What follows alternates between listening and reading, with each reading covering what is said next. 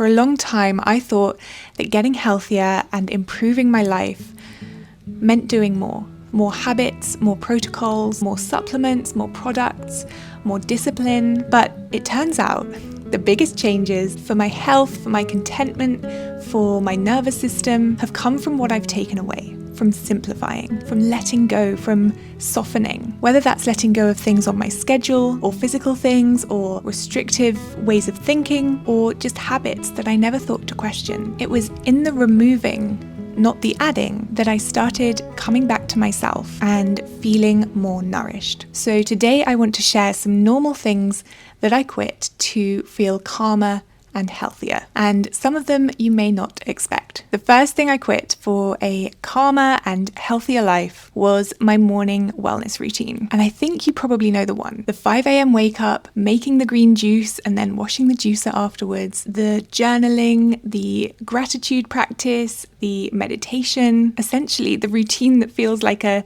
second job before 8 o'clock in the morning. Now, technically you could say that I still have a morning routine, but it's just a completely different approach. It's intuitive, it's gentle. I simply prioritize calm and getting morning light. I open the windows, I have my breakfast, and I move slowly into the day. And since becoming a mum, I do this with my 9-month-old daughter now. And we sit by the window and we just have a really calm start to the day. Even if it's just 15 minutes or even 10 minutes, it doesn't matter.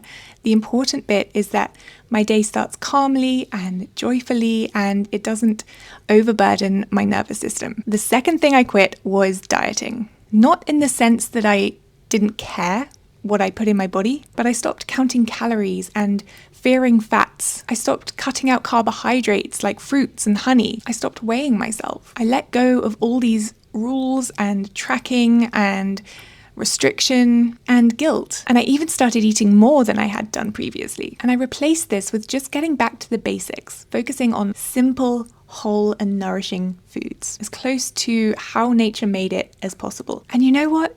Enjoying a homemade croissant made with real butter and good quality flour is probably going to do more for your health than chugging down a green powder drink thing whilst you're rushing out the door. As women, our bodies are designed for real nourishment, abundance, eating in a way that tells your body it's safe and not in survival mode. And you don't get that from dieting. The third thing that I quit for a calmer and healthier life was dark entertainment. And what I mean by that is I stopped watching gritty dramas, shows with violence, medical shows like in a hospital or true crime things. I used to binge watch these sorts of things and I started noticing that when I watched them, I felt so tense. My anxiety shot through the roof, and it wasn't just while I was watching, it lingered long after I had turned it off. Our nervous systems genuinely can't tell the difference between something that's happening in reality and something that we're watching on our screens. So when I do watch something now, which isn't that often, if I'm honest, but when I do, I'm very intentional. Especially as women, we are empathy sponges and we need to protect what we let into our nervous system. The fourth thing that I quit was pushing through exhaustion instead of resting. And this lesson came quite a while ago out of necessity. In my 20s, when I was struggling with chronic fatigue and burnout, and I was just forced to rest. I was forced to stop. I didn't have the option. My body had been giving me all of these little nudges, and I didn't listen. And it turned into something bigger. And even then, when I was really unwell, I felt guilty for resting. I felt guilty for saying no to plans so that I could do what looked like on my calendar nothing, so that I could rest. But we all need to do more of this, even when we're not sick. Especially when we're not sick, so that we don't get sick. Having chronic fatigue was kind of a blessing for me in a weird way, because it taught me how important it is to slow down and to rest and to listen to my body and stop pushing through. It took me a while to learn it, but I'm so glad that I did. And since becoming a mum last year, taking time to rest can feel impossible. But I am embracing what I call micro rests.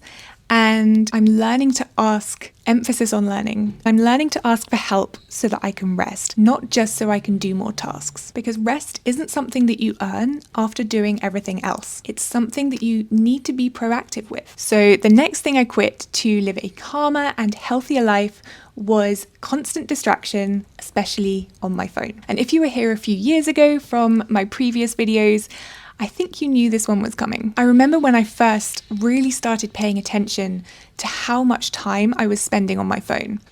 I was shocked. It was the first thing that I reached for in the morning and the last thing that I put down at night. I wasn't giving my brain space or time or presence in the quiet moments to just be, to just reflect. And even when I was resting, I was scrolling. And that's not rest. This constant checking, this constant distraction, it makes us half present. We're half somewhere else all the time, and it's become so normal. But I think we massively overestimate what this state of constant distraction is doing for our health. And I don't just mean mental health, but I mean physical health as well. When your nervous system never gets to switch off, when your eyes are being blasted with blue light until late at night, your body eventually pays the price.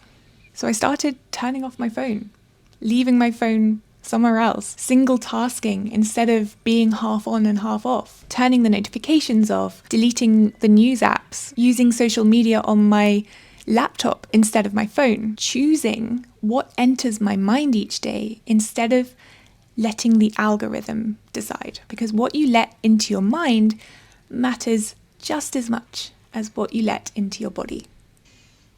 Okay, the next thing I quit was bright lighting in the evenings. Once the sun starts going down, we turn on warm and dim lamps only in our house. Light has such a big impact on our health, on our nervous systems, and I don't think it's talked about enough. Bright lighting in the evening from overhead lights or your phone or your TV, they tell your body that it's still daytime. It's telling your body, you need to be awake right now. It suppresses the production of melatonin, which is the sleep hormone. And if you don't get good quality sleep, it affects everything from your hormones to your digestion to your general health. So now my evenings are darker.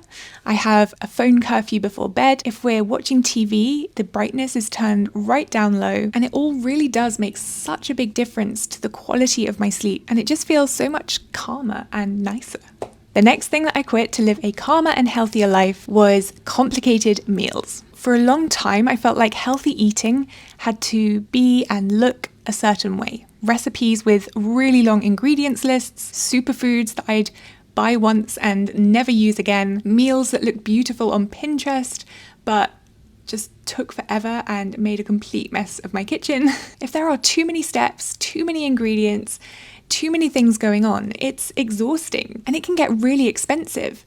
Home cooking is so important for your health, but only if it's sustainable and enjoyable for you. Now, obviously, experimenting and having fun with your cooking is important. It's fun, so don't stop doing that. But what I mean is day to day, don't overcomplicate it. Keep it simple. Learn to pair simple and nourishing ingredients together, whether it's a poached egg on buttered sourdough, or sardines and fresh asparagus, or a really simple pesto made with herbs from your garden. Okay, the next thing I stopped doing to live a calmer and healthier life was punishing health habits. I used to do things purely because I had seen that they would help with a certain condition or symptom, and some of them did probably help to a point. But I was drinking celery juice every morning, even though it made me want to be sick. I was forcing myself to eat salad leaves and kale, which I've never enjoyed. I was forcing myself to quit breakfast in the name of intermittent fasting. And I was having cold showers, which I absolutely hated. So I quit all of these things, all the habits that felt like punishment, that my body was saying a clear no to. And I think this is especially important for us as women. Our bodies thrive with warmth, gentleness, and nourishment. Cold showers, restrictive eating, intense workouts, those things that feel like punishment, they can actually work against our hormones instead of nourishing us. Health should feel nourishing. It should feel supportive. It should feel kind. So I started asking a different question. Not, is this supposed to be good for me? But does this actually feel good for my body? The next thing I stopped doing was spending too much time indoors. We were never meant to be inside this much. We're not designed for it. And yet it's so easy to stay in. But we need fresh air. We need sunlight on our skin.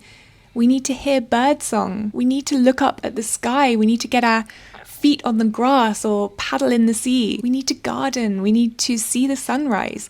Being outside heals us. Sunlight heals us. Fresh air heals us. And it's all free. When you look at the healthiest communities in the world, they spend so much time outside each day. It's just woven into how they live. And my husband and I made a very intentional decision a couple of years ago to move to the coast, somewhere we could go for a long, beautiful walk right from our doorstep. I wanted to deliberately design our life as much as possible in a way that made getting outside and walking easier and more joyful. And a walk by the sea is now just part of my everyday, which makes me so happy. So the next thing I'm quitting, and I say quitting because it's still very new and very much in progress, and that is clutter. Our homes are meant to feel like a sanctuary, a place to heal and rest and enjoy life and be present with our loved ones. And clutter can get in the way of that. And since having my daughter last year, this has highlighted that even more for me. Living in a small house with not much storage, I'm constantly tidying, moving things, trying to find places to store things, and it's still not tidy and it's exhausting. I don't want all of my energy and time going into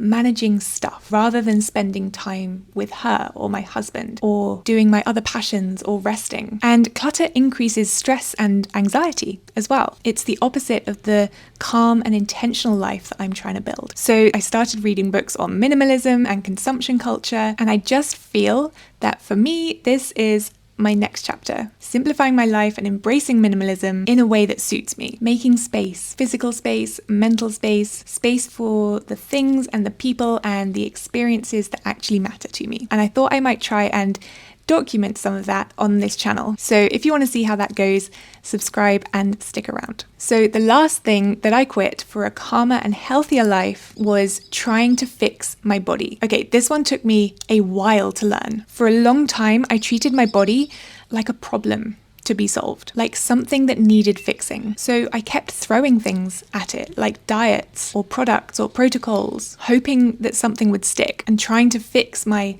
fatigue, my anxiety, and my gut issues. But what I actually really needed was to move from fixing to nourishing, to focusing on just living well, on being good to my body, nourishing it, resting it, moving it gently, giving it sunlight, eating real food and creating calm, and then trusting that my body will follow. There's a quote that I love and I shared in my last video as well, but when a flower doesn't bloom, you fix the environment in which it grows, not the flower. And that's what I'd been getting wrong. I kept trying to fix myself when what I actually needed to do was create the conditions and the environment for my body to thrive naturally. And of course, if I do notice that my body needs a bit of extra support somewhere, I can find that specific thing with more intention rather than just throwing random things at it. So stop trying to fix yourself and start being good to your body and nourishing it instead. So I hope something here in this list resonated with you and has given you perhaps something that you can try letting go of yourself to feel healthier and calmer. I'll see you next time.